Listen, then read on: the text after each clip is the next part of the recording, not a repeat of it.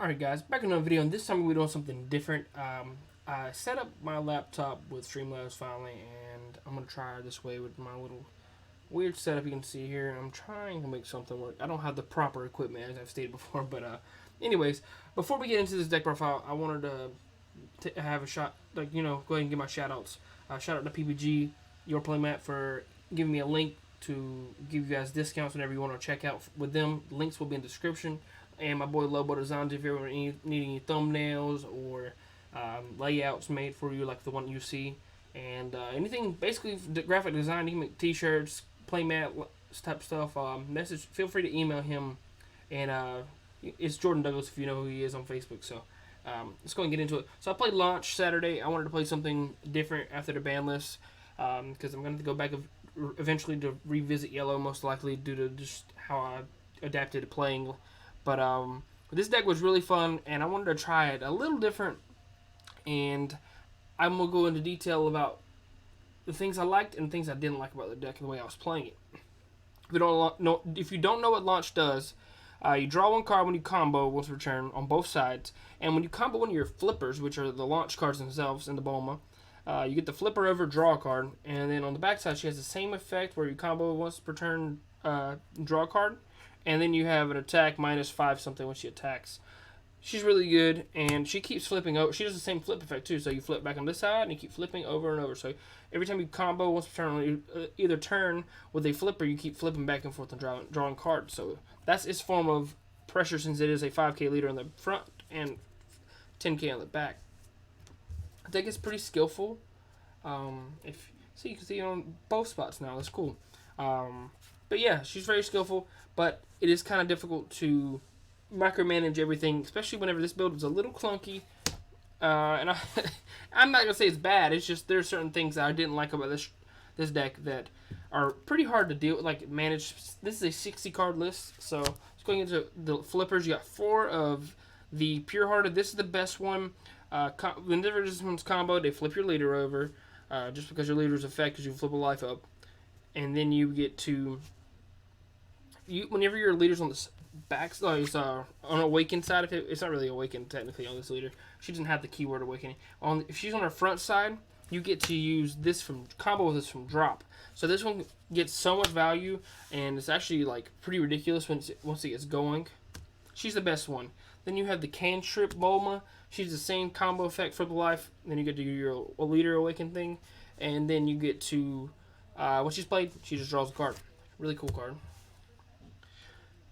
4 of the Feminine Wiles. The other effect on this card is not relevant in most cases. I'm not even really going to mention. If you want to look it up, it's Launch Feminine Wiles. She's just another flipper. Another way to flip. You're going to play max 12 copies in this deck. There's only 12 total. We are playing a U7 engine, and this is where things could change a little bit. This guy was useful sometimes, but not all the time. Technically could have just took him out of the deck, but I thought it would be nice to have a cantrip, especially when I'm playing 60 cards, to help me find my super combo. And it did help me find my super combo a couple times, so I'm not going to say it was dead. And whenever he's on board, you get to combo with him afterwards, and then you get to help you do your plays to where you can play your U7 Goku, and he's just a combo draw card at worst. So. And you can recycle him back with Majin Buu, which was cool. I did that before. And then you got 1 copy of We Are Universe 7. This card is a recycler for your Beerus super combo, and you can grab your anything U7 4 or less from your deck and add it to your hand, which is really nice. Either one of those effects. But the issue with the card is that it's sometimes unnecessary, and it's an extra card, so you can't combo with it. But 1 was fine, actually. And this is 60 cards once again. That's just a slight consistency booster. Which was, then you got Beerus super combo. This is the super combo for the deck. You can grab it with the U7 Gohan, and it resends your blue-red energy when you combo it on your opponent's turn, so that you can arrival.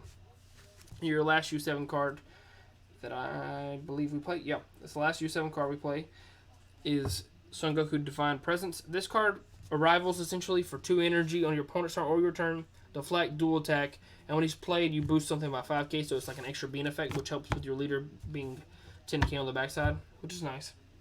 So if you do a bean and then you do it, your leader's at 20k. Instead of being 10k, which is nice. Cooler arrival for your red-blue engine. This is helping you remove stuff. You got Hercules Jimbo, and you have Cooler, Suffocating Tyranny. These are the only blue-red cards I played in the deck. Now, this is where the issue came up. So didn't have any check land, so I couldn't charge an extra blue sometimes, just because it didn't seem like great. And I probably should have been hard-headed and started charging some of these guys extra in my hand, but I didn't usually have that luxury to do so. I did it like once or twice, but most of the time I would end up only having one blue energy, and it would actually make things a lot harder for me because Hercule Boo is not that easy to play with only one blue energy. You need to have a check land for him to be really useful. So if you don't know what Hercule Boo does, he makes something 10, draws a card, and then in turn recycle a red-blue card from your field back to your hand if you want to. And the champ promo is 25k removal, triple striker, and he gets to help you mill, and he can bounce out your hand to reset an energy. But he technically never really came up. I did him almost, so he didn't really like this version without check lands made it a lot harder for him to be as useful because I had to charge him a lot of times. But yeah, there's not this deck is just the way I'm playing it was a little hard to play with the red-blue stuff. But it was awesome because you still need red-blue energy to be able to do your plays. Then you have one copy of Combo Attack Cooler. He came up like 2 or 3 times as a one-of, which is nice. But when he attacks, you get to combo with a Beerus from your drop area, or a blue-red card in general. So he helps you a rival on your turn. This is where it starts getting a little spicy, not really like crazy. He's got 4 draw apes, draw 2 apes, and then you got 4 draw 1 apes. So you're probably wondering why. I expected Cell Surge to be in my local, but he didn't even come up. Neither one of them did, actually, so that was kind of sad. I wanted to test that out against it. Not that I really wanted to play against Cell Surge, but I wanted to see if this theory worked. So these were actually really cool in the deck because they're free combo cards whenever you're doing your Awaken effect, so it's good to cycle with these when you don't have anything that you want to combo with on your backside. Either way, it's just a combo, draw a card, and then you can use the effect and drop area to draw 1 or 2 cards. But the real reason why I wanted to try this out because I wanted to use this card for a change because I think he's cool. This is essentially a different version of Hercules Jimbo. He actually came up more often in this due to the fact he only costs 1 red instead of a blue due to the way my deck's built. So that's something to note going forward when building this deck. He was actually very good at just being a 20k draw card for 1 energy, and he can neg 10 2 things in rest mode, and then he has a pay 1 red, 1 yellow, 1 colorless, and then you get to give him triple strike and 5k, and you minus 20k your opponent's entire board, which is in rest mode, that is. So it's a board wipe if they have a lot of things in our rest mode, but he didn't come up that often, mainly because the deck's 60 cards, and I didn't happen to draw him whenever I was comboing apes. So if I want to try this again, I might try to bump it up to 4 and then twist up some ratios on things because the only thing I can say about the yellow cards I have in here, they may be a little bit too many of them. 8 was a little too much. So trimming that down wouldn't be too big of an issue. But if you want to really play this card, you do need want to see an 8 so you can play it. So maybe go up to 4 on this, and then maybe cut 1 ape. Not sure which one yet, to be honest. Because the draw 1 ape was really nice whenever you were trying to just tap 1 red blue. So I might go down 1 draw 2 ape and keep the 1 draw 1 ape, even though, and inside the 4th draw 2 ape because of hand distortion. So, but yeah, this is really cool. I like this card. It was the only part of the deck that was tricolor, really. Like, made it tricolor. You got 3 Broly's. This card was very good. Every time I played it, my opponent really wanted to respond to it because they didn't want me to look at their hand. So, yeah, the card's really good. Even my opponent super Kamehameha this earlier, which was pretty funny. 4 beans. Just really good in this deck due to the fact that you can arrival lots of things, including pseudo arrival with the Goku. So I got 1 negate in the form of Violent Rays, and then 1 of Champa or Kai. Well, yeah. So he was really nice. I could have potentially went up to a second Champa effect because it felt really nice, but 1 is fine because you don't want to clump them in your hand. And you got Duel Fighting Its Fate because I just really wanted to go in there. This got even better post the ban list due to the fact no Galactic Buster to remove them. Less yellow in the format in theory, so they can't just rest them with Bardock Ape. most decks don't play that card anymore. If they do play it, it'd be just like blue-yellow decks, like with Icarus or Gotenks. And then you got one Kai Segura. This card was very good. I did lose to Super 17. If that was my only loss in the tournament, I played one game. It lasted 48 minutes, and the next game there was no way we were finishing. I did learn something. This deck's very skill intensive, so I did misplay pretty hardcore against Super 17, and I realized my mistake later on because I didn't understand all of his cards, and I was trying to keep the game going. 48 minutes for game one is really ridiculous, and didn't even let him kill me due to the fact that I was about to deck out anyways. I was gonna die, but I was trying to kill him. That's the only reason I was about to die. I could have just sat back, but I was about to deck out. That's how long the game lasted.